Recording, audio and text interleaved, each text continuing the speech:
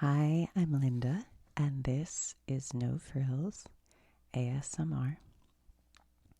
A few days ago, maybe a week ago, we looked at this newspaper about Nixon resigning from office after the Watergate scandal, and we read quite a few different stories. It was really interesting, so go back and look at that if you're curious. But just today, and I don't know, hopefully this won't seem too political or whatever, but I think we may have a new Watergate scandal. So I thought maybe I have the text messages that were recently sent on an app called Signal. I guess it's an app. I don't really know much about it, if I'm honest. But it was government officials, U.S. government officials, discussing war plans off of government. Normally they usually go to secure locations so that nobody can hear or see what they're doing, I think. And then it's on a secure network, a government network. So they're encrypted, but I think that they're still available in case they ever need to be looked at for Freedom of Information Act requests. But for some reason, they were on this also encrypted on either end app called Signal, and were exchanging messages about Yemen and the Houthis, which I'm not talking about that because I don't know anything about it. But apparently, I think there's a civil war. The Houthis have been accused of human rights abuses. They're backed by Iran. So the American government was going to go in and deal with that, apparently. So I thought we could just take a look at the text messages that went back and forth, just so we all know what's going on. It's kind of interesting. I think it's fascinating. Like, what is happening?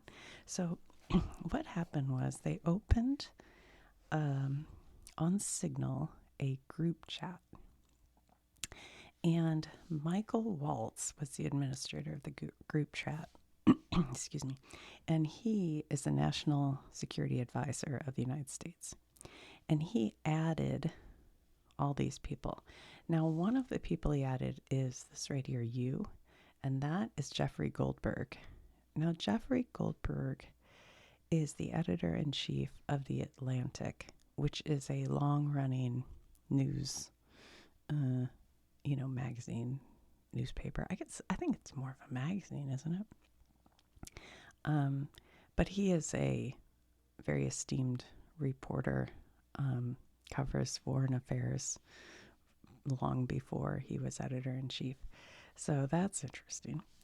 And then Michael Waltz, we already said. Scott B, I think, I looked these up just out of curiosity. Scott B is Scott Bessent, who is the Secretary of Treasury. Walker Barrett, I can't figure him out. All I could find was he was previously the House Armed Service Committee, but I don't know if he is right now. Somebody tell me in the comments who that is. Brian, and he's edited twice. Oh no, I guess this is a clip. I don't know. I'm not sure. I think this is Brian McCormick. He is the Chief of Staff of the National Security Council. Pete Hegseth, am I saying that right? He's the Secretary of Defense. Jacob, I don't know.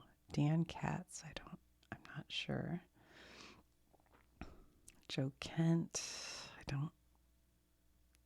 don't know.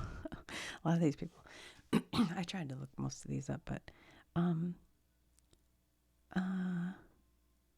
for some reason, I think SM is Tulsi Gabbard, because I think I heard that. She's the director of the National Intelligence Agency.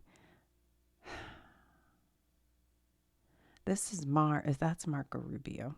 MAR, I think, is Marco Rubio. He's Secretary of State. John Ratcliffe is the CIA director. Mike Needham, I don't know. Susie Wiles is the White House Chief of Staff. TG. Oh, that's Tulsi Gabbard. Stephen Miller. This is Stephen Miller. He's the Deputy White House Chief of Staff. He's been around for a long time. J.D. Vance, Vice President. Steve Witkoff. Sorry, my stomach's growling. I haven't eaten breakfast yet.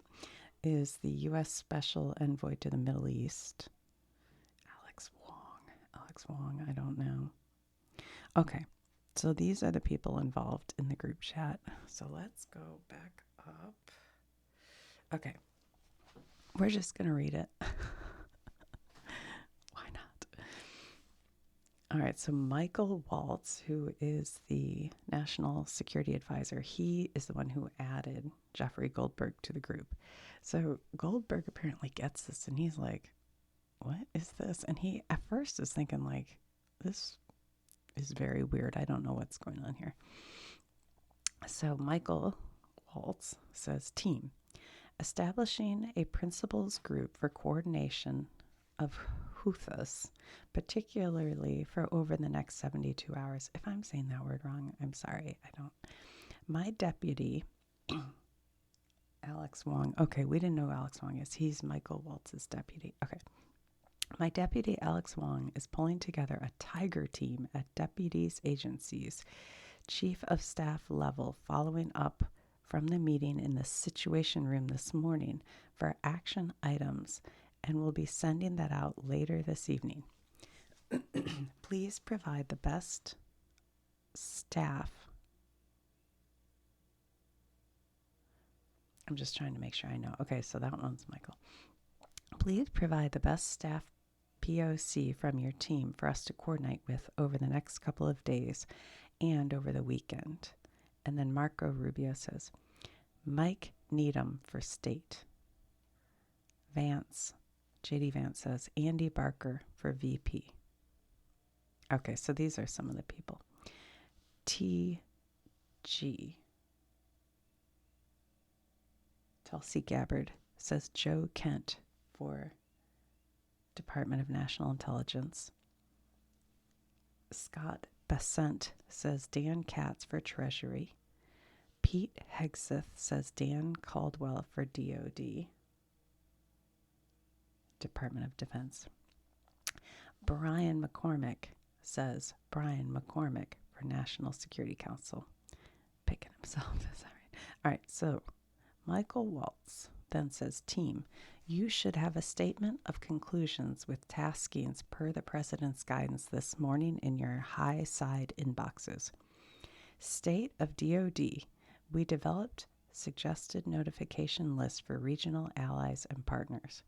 Joint Staff is sending this AM a more specific sequence of events in the coming days, and we will work with DOD to ensure COS, OVP, and POTUS are briefed. So, Department of Defense ensure Chief of Staff, OVP.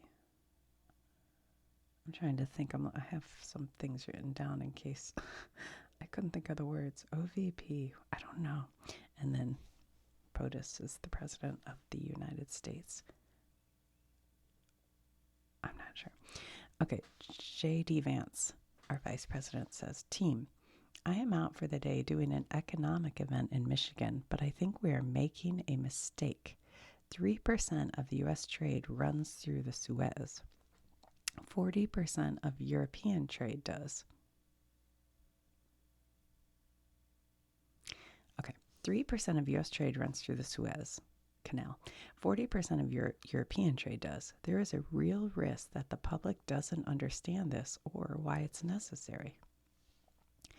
The strongest reason to do this, as POTUS said, to send a message.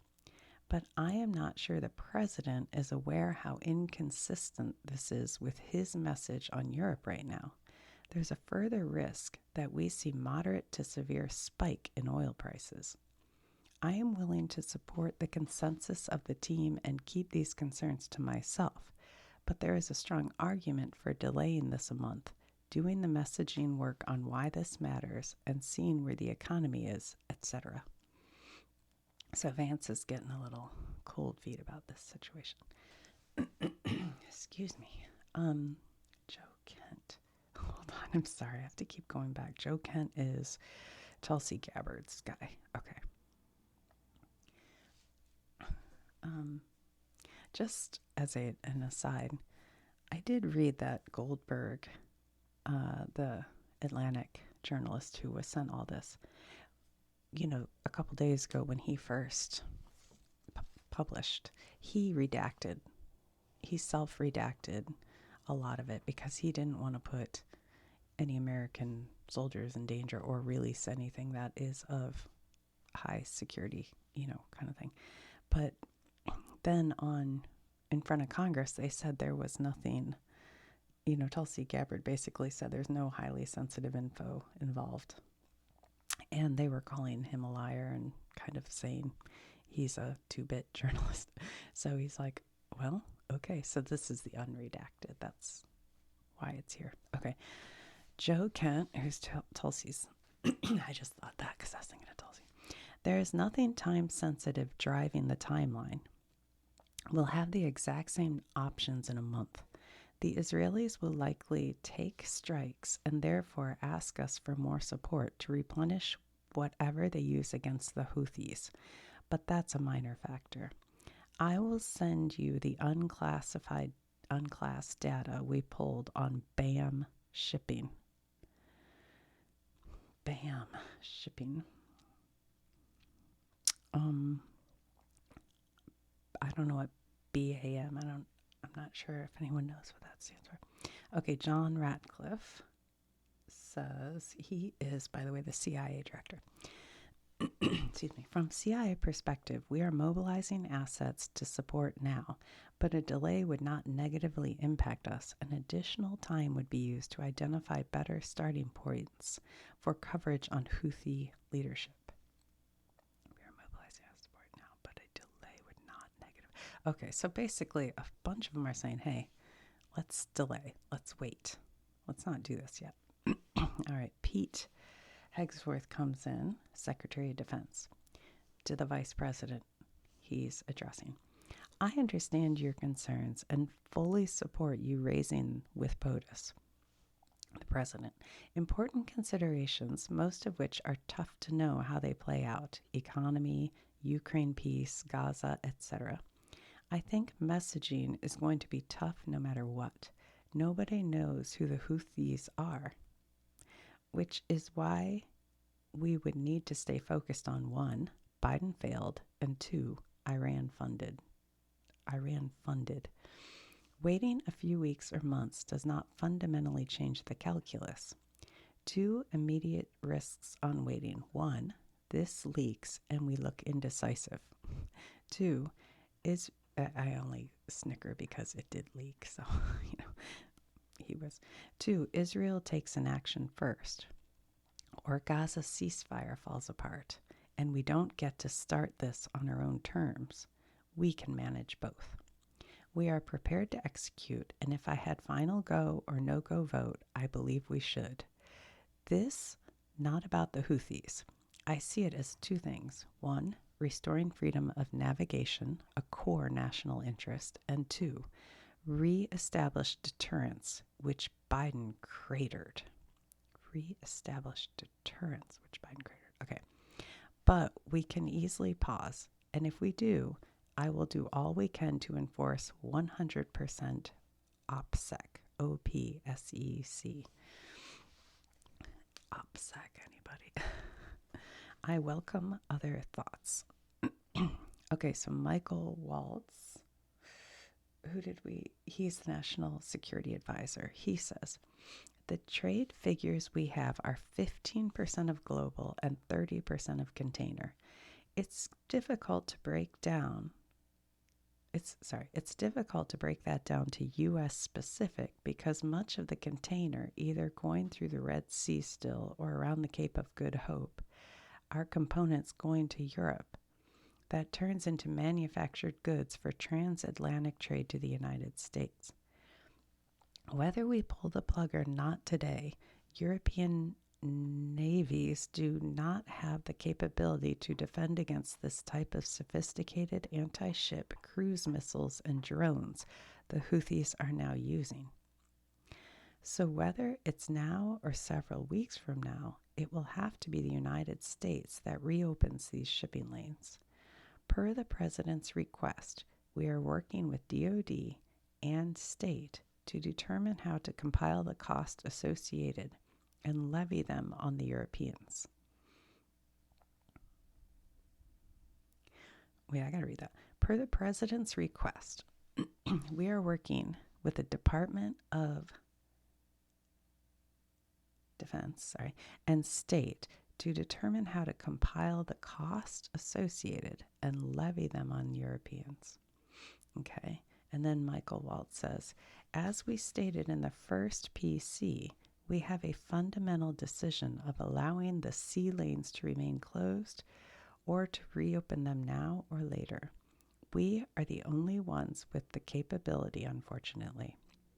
From a messaging standpoint, we absolutely add this to of horribles on why the Europeans must invest in their defense. J.D. Vance ats Pete Hegsworth and says, if you think we should do it, let's go. I just hate bailing Europe out again. Let's just make, okay, and then Vance goes on, let's just make sure our messaging is tight here. And if there are things we can do up front to minimize risk to Saudi oil facilities, we should do it. Pete Hegsworth says to Vice President, I fully share your loathing of European freeloading. It's pathetic. But Mike is correct. We are the only ones on the planet on our side of the ledger who can do this. Nobody else even close. Question is timing. I feel like now is a good time as any, given POTUS' directive to reopen shipping lanes. I think we should go, but POTUS still retains 24 hours of decision space. And then Stephen Miller says, as I heard it, the president was clear, green light, but we soon made clear to Egypt and Europe that what we expect in return. We also need to figure out how to enforce such a requirement. Example, if Europe doesn't remunerate. Okay. Then what? If the U.S. successfully restores freedom of navigation at great cost, there needs to be some further economic gain extracted in return. Pete Hegseth says, agree. Pete Hegseth says, team update. Time now, 11:44 Eastern. Weather favorable. Just confirmed with CENTCOM we are go for mission launch. 12:15. F-18's launch first strike package. 13:45, 1:45. Trigger based. F-18 first strike window starts. Target terrorist is at his known location, so should be on time. Also, strike drones launch MQ-9s. 14:10. More F-18s launch, second strike package. Sorry, I have to clear my throat. 4:15. Strike drones on target. This is when the first bombs will definitely drop, pending earlier trigger-based targets. Okay, so time now is 11:44, and he's giving them a list of what will happen during this. All right, 15:36, F-18, second strike starts. Also, first sea-based Tomahawks launched. I don't know how this wouldn't be a problem as far as national security, that he's sending this out hours before it happens. And if this went to somebody other than Jeffrey Goldberg, that is, that seems to me like a problem. More to follow per timeline. We are currently clean on OPSEC, OPSCC. Godspeed to our warriors. J.D. Vance says, I will say a prayer for victory. And 2 people give that the praying hands. We don't know. Michael Waltz set disappearing message time to 4 weeks. Is like the, thing. Mike Waltz says, Vice President, building collapsed, had multiple positive IDs. Pete, Carilla, the IC, amazing job. And then we have a new message. J.D. Vance says, what? Mike Waltz says, typing too fast. The first target, their top missile guy, we had positive ID of him walking into his girlfriend's building, and it's now collapsed. J.D. Vance says, excellent. Michael Waltz sends, fist, American flag, fire emoji. Marco Rubio, good job, Pete and your team. Mike Waltz, the team in MAL Mall did a great job. I guess that's the location. SM, Stephen Miller says, great work all, powerful start. Pete Hegsworth, CENTCOM is on point. Great job all. More strikes ongoing for hours tonight. And will provide full initial report tomorrow, but on time, on target, and good readouts so far. Susie Wiles, we figured her out. Oh, she was the White House Chief Staff, yeah. Kudos to all, most particularly those in theater and CENTCOM. Really great. God bless.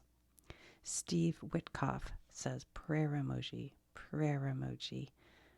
strong arm emoji, American flag, American flag. Tulsi Geber says great work and effects. And that is when I believe Goldberg took himself out of this chat because he realized it was real once he saw that the bombings were actually happening and that he shouldn't really be on there. So he took himself out as far as I know. And that's it, guys. So there we go. What are your thoughts? It just made me think of this, Watergate scandal because, with Watergate, the event happened, but what really got Nixon was all the tapes he had. I don't know. I'm not saying that right. I'm not sure. Anyway, this seems to me should be a very problematic thing. I think most people who are in the military wouldn't appreciate this. But maybe I'm wrong, so you guys can tell me what you think. But if I had a son who was over there fighting and saw this, I would not be very happy about that, I don't think. Anyway, all right, guys, just a little morning news. I was reading this while I had my coffee, and I was like, oh, we should probably talk about this. All right, I'll talk to you guys soon.